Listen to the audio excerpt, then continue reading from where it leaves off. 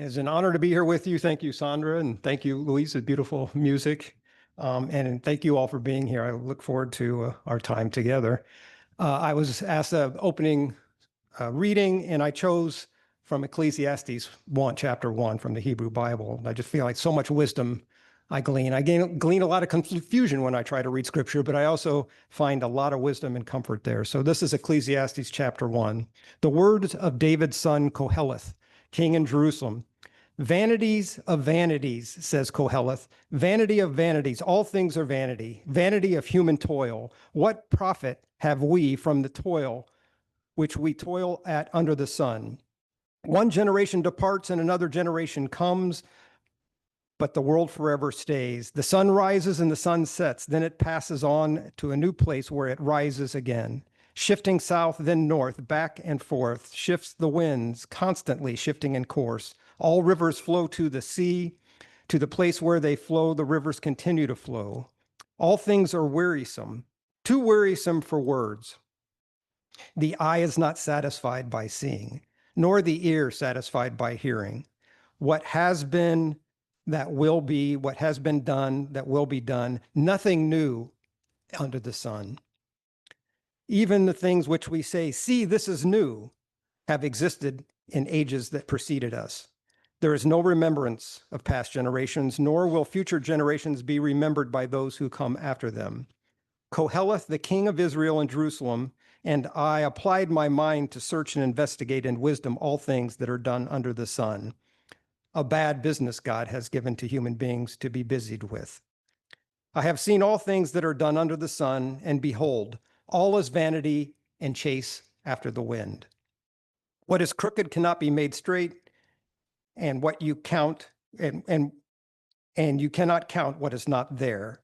Though I said to myself, see, I have greatly increased my wisdom beyond all who were here before me in Jerusalem, and my mind has broad experience, wisdom, and knowledge. Yet when I try to apply my mind to know that wisdom and knowledge, madness and folly, I learn that that is also a chase after the wind.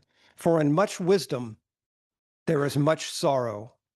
Whoever increases knowledge increases grief.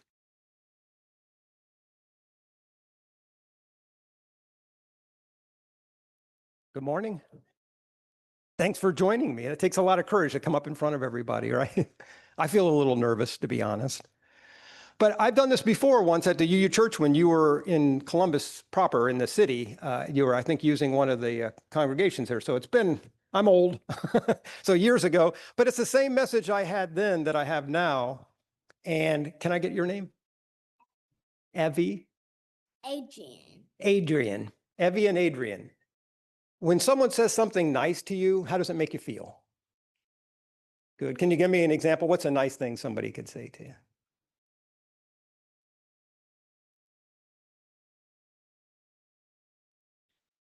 What about when you do what about when, did you ever make food at home and someone says, that was good?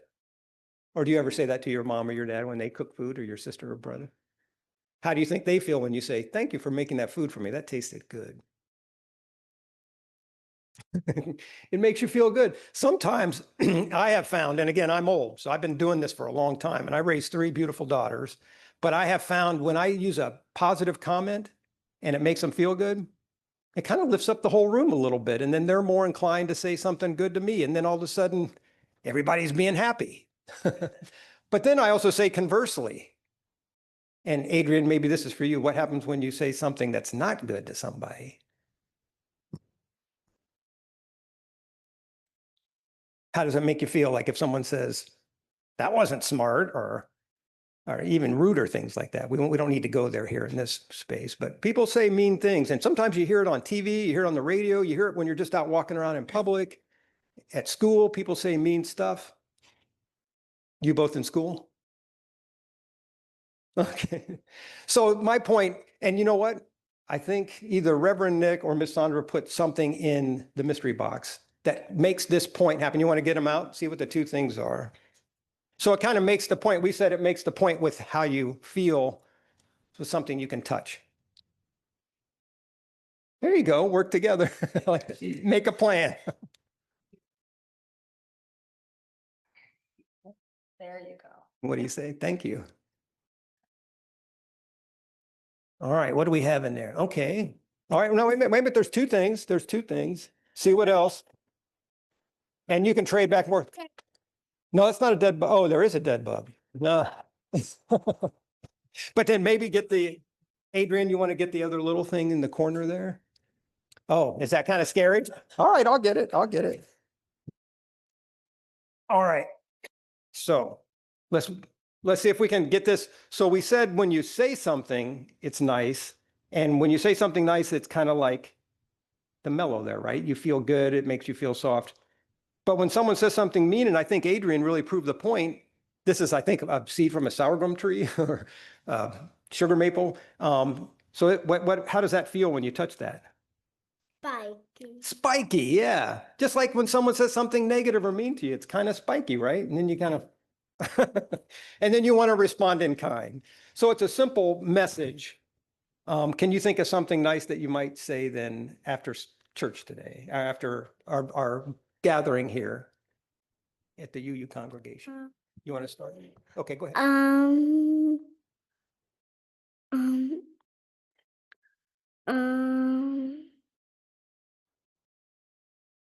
Love. Love. Yeah, I think love is always needed and love is always a nice thing. You have anything? No. Okay. Well, good. So the message again is simply our words, just like the things that we touch, just like the things that we smell and see, they can be very positive or they can be very negative. And we have a lot of power when we say something nice to somebody to help lift up their day, and then they move on with their day, you move on with yours. And conversely, when you say something negative, it can make people not feel good, and then that can carry on in a negative way.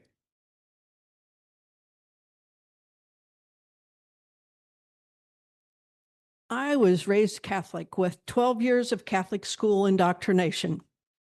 It didn't take. They told us not to play with other children who were not Catholic.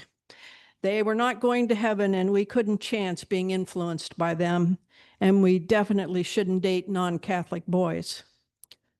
None of that made sense to me. I knew lots of good kids who weren't Catholic.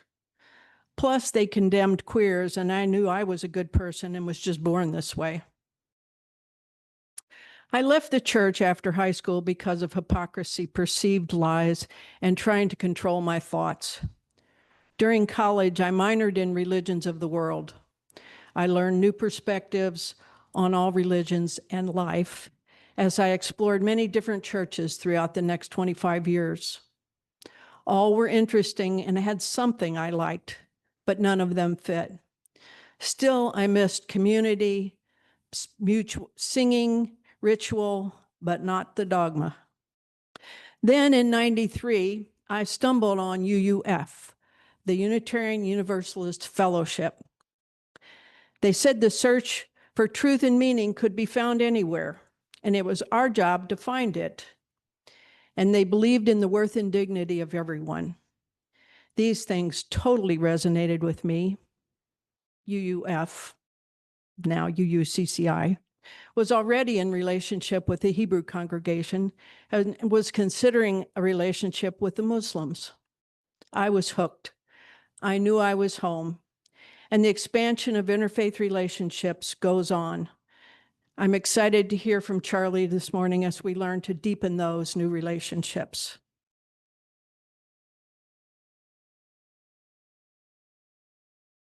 Our reading this morning is an excerpt from the Theological Reflection on UU Shared Values from the UUA website. We celebrate that we are all sacred beings, diverse in culture, experience, and theology. From the three theological moves our forebears made, understanding there to be a divine spark in all beings, understanding God's love to embrace all and refusing to separate humankind after death into different groups, and turning to the world, human experience, and other religions of the world as sources of evolving theological perspective. Our theology eventually grew to embrace a pluralism that those same forebears might not have thought imaginable. We declare that there are many paths to the sacred.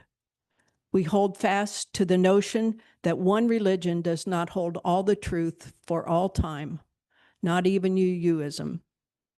We maintain that a free, open, and respectful dialogue is one of the primary ways our theological perspectives evolve and grow.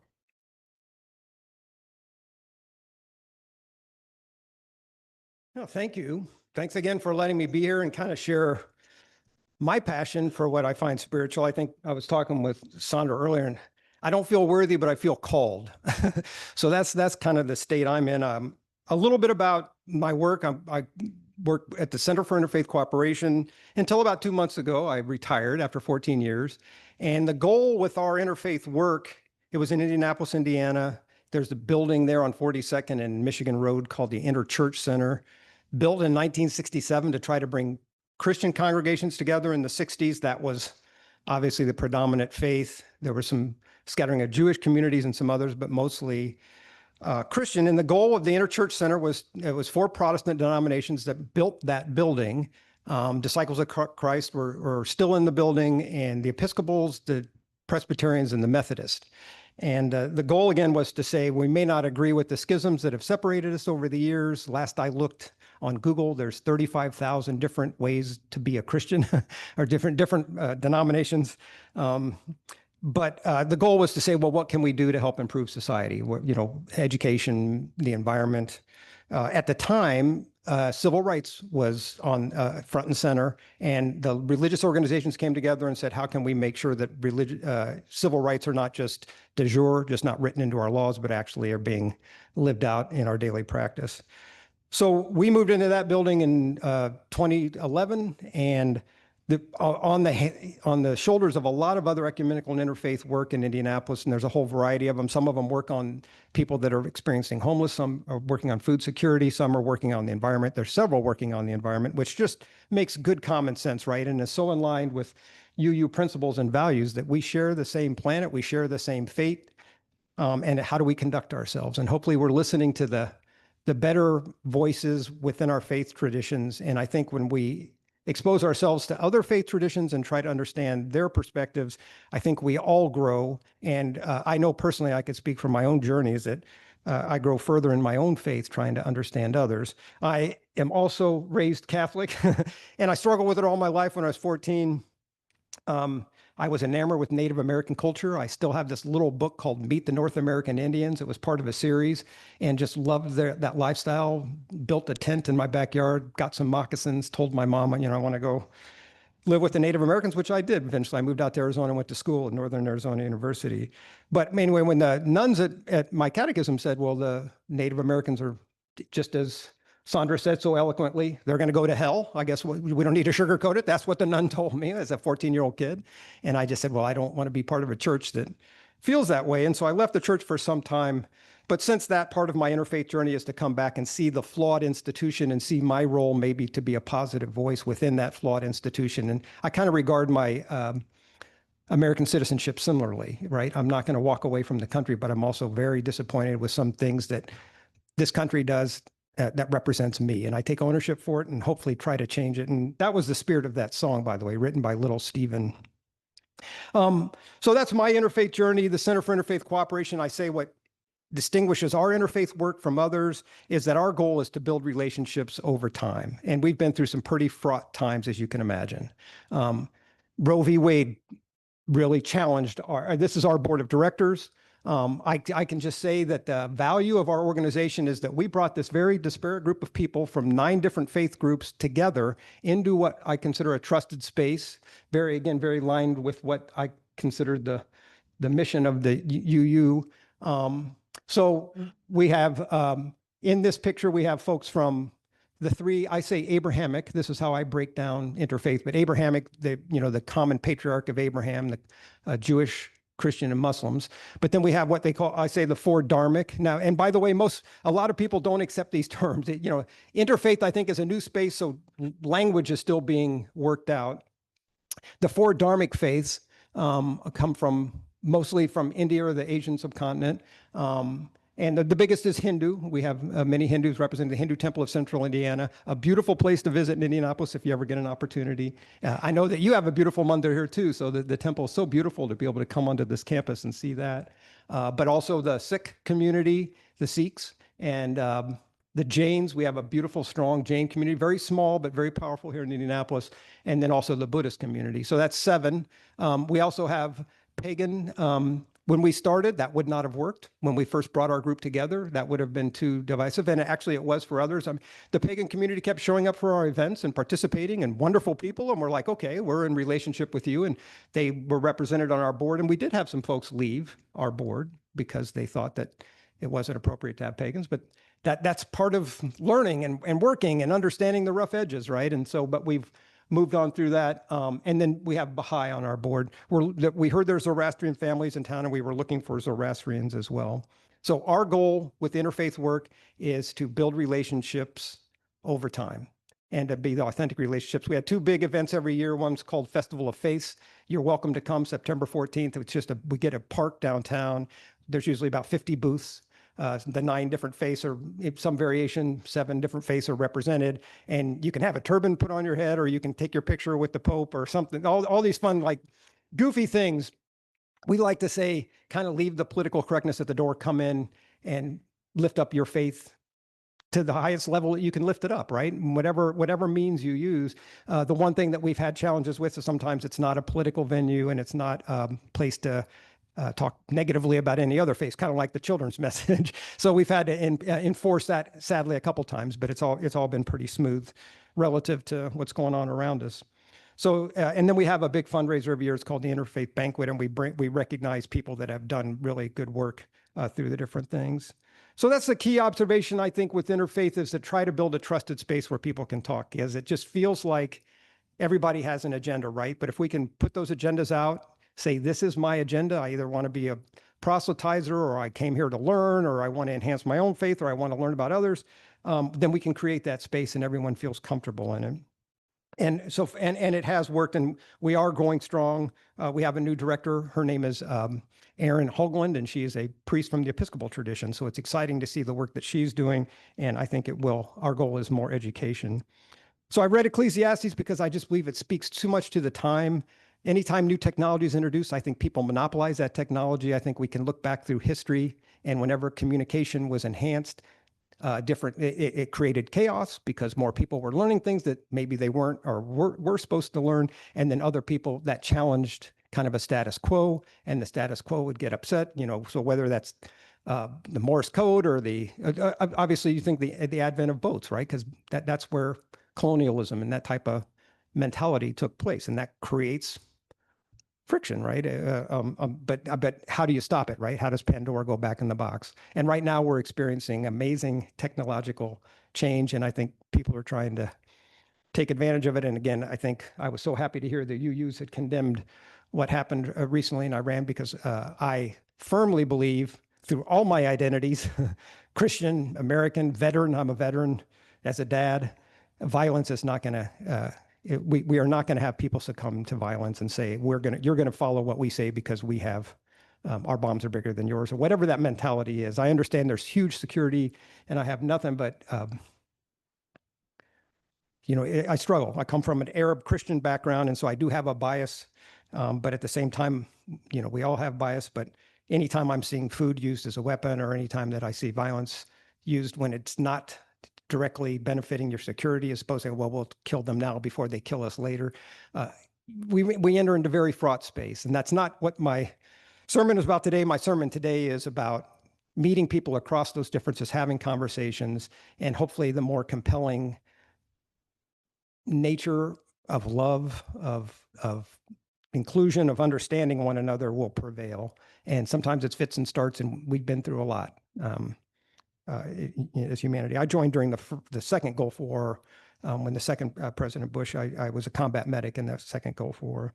And by the grace of God, I was never sent overseas. I joined a battalion that was over there, but that Gulf War, if you remember, ended very quickly. It was the first Gulf War, I'm sorry, with the first Bush. The second Bush is, I think we're still experiencing the fallout from that.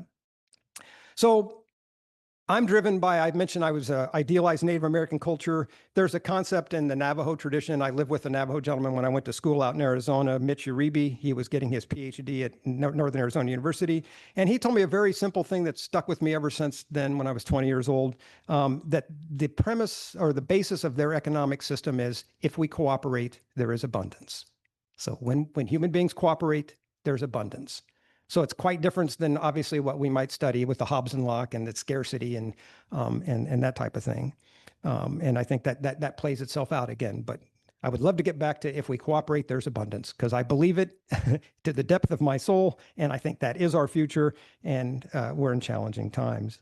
But those challenging times, I think I'm informed by someone like a Nelson Mandela, the quote that I'm so much resonate with him, a gentleman who was imprisoned by his own country for decades. And then when he emerged and gained power, he didn't use those same tools against the people that oppressed him. What an amazing example for all of us. But he said our deepest fear is not that we're inadequate. Our deepest fear is that we are powerful beyond measure. And again, I would just say through cooperation. So another favorite quote of mine is Eleanor Roosevelt, a heroine of mine. And Eleanor, I think by all intents and purposes, was the president of the country. So we could probably say she probably was the first female president of the country. We've had one. She did great. We need more. But Eleanor Roosevelt, her quote was that the important thing is neither your nationality or the religion that you profess, but how your faith translates in your daily life. So we are where after all do human rights begin. They begin in small places close to home, so close that they can't be seen on maps. Yet they are the world of the individual person. So just like with the young people, when we see someone and we share a positive comment, regardless of all the externalities, it can just have a powerful impact. And I think that resonates from the smallest place to the largest. Cesar Chavez had a beautiful quote like that too. So I'm going to close with one other guiding principle that I do, and I'm gaining. This is a knowledge from a gentleman named Maimonides. He was a Hebrew scholar back in the 12th century, and I think he has so much wisdom to share with us.